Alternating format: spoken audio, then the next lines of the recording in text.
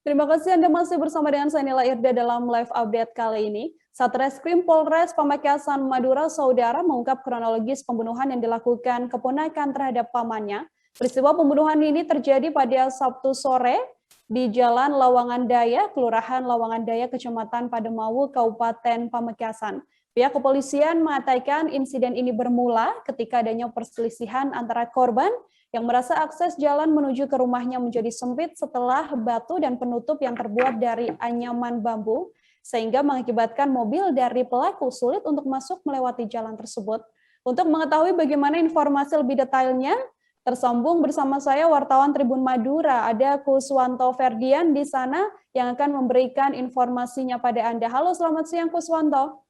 Selamat siang, rekan Nila, bersama dengan saya Kuswanto Ferdian, reporter Tribun Madura.com di Kabupaten Pamekasan. Kuswanto, bisa dijelaskan ini terkait adanya pembunuhan keponakan terhadap pamannya ini, seperti apa kronologisnya dan di mana pastinya pelaku ini menghabisi nyawa korban? Baik, kronologis terjadinya pembunuhan yang dilakukan oleh keponakan terhadap pamannya ini terjadi di Kelurahan Lawangan Daya.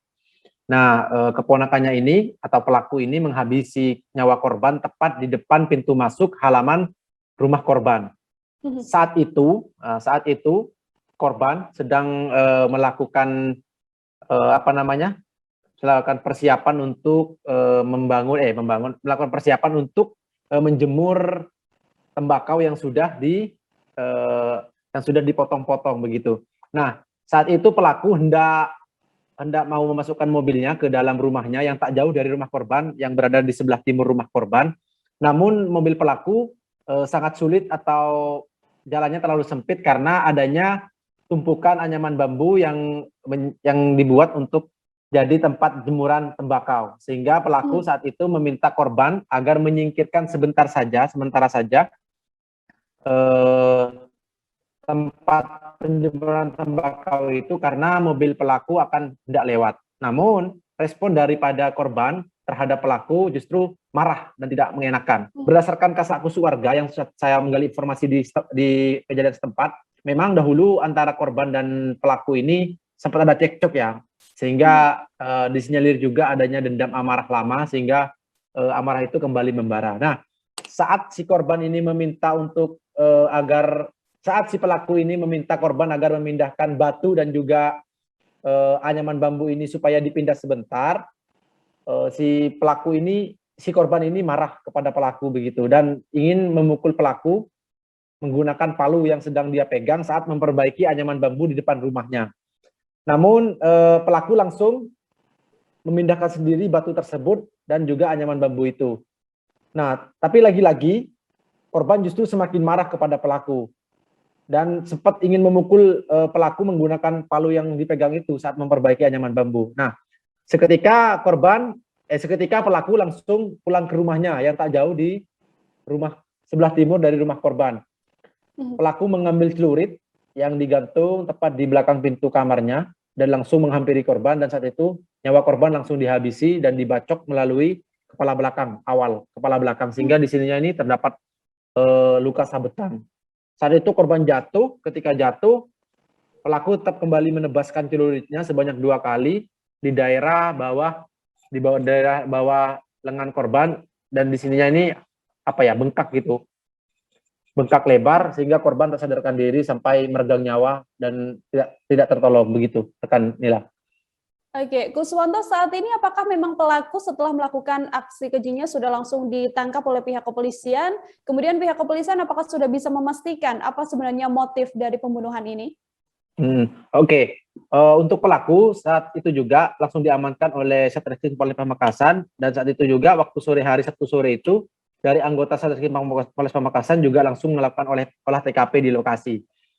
Nah, jadi untuk motifnya itu tadi karena dendam, dan mungkin pelaku itu merasa tidak enak hati karena dimarahi oleh si korban saat menyuruh untuk memindahkan anyaman bambu dan juga batu yang sempat menghalangi mobilnya masuk.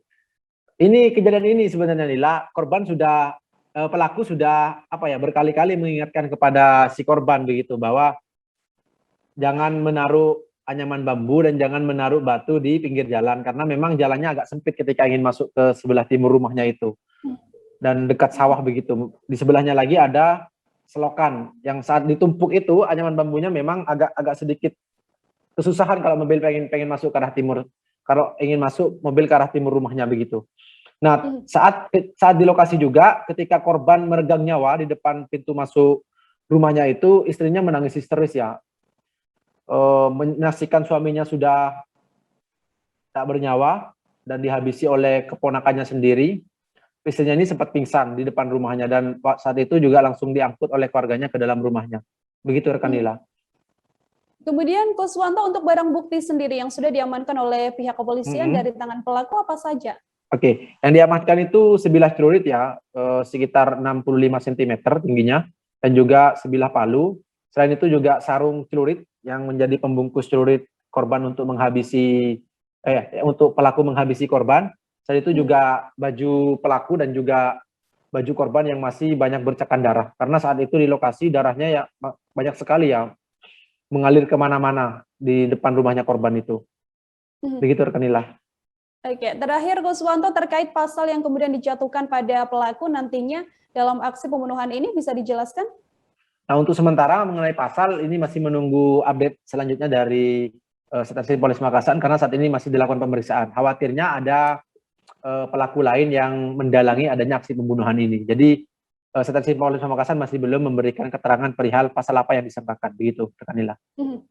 Oke, untuk mengetahui bagaimana informasi lebih lengkapnya, Saudara, tadi telah terhimpun wawancara dengan Kasat Reskrim Polres Pamekasan AKP Tommy Prambana. Berikut liputannya untuk Anda. Ya, ini memang diduga adanya kasus pembunuhan, namun ini masih dalam proses penyelidikan. Jadi informasi lebih lanjut nanti kita lihat perkembangannya, kita sampaikan kembali. Laki-laki korbannya, Pak? Laki-laki. Iya, motif sementara mungkin dan masih belum bisa, kita belum bisa mengutarakan. Ya? Nanti kita kasih tahu lagi perkembangan ya. Untuk luka ini apa saja sajam yang ditemukan di lokasi dan? Barang buktinya kan? Barang buktinya tadi celurit tadi ya. Celurit ya. Sajam. Ya, itu dulu ya. Makasih kan? Ya, makasih. Assalamualaikum. Terima kasih sudah nonton. Jangan lupa like, subscribe, dan share ya.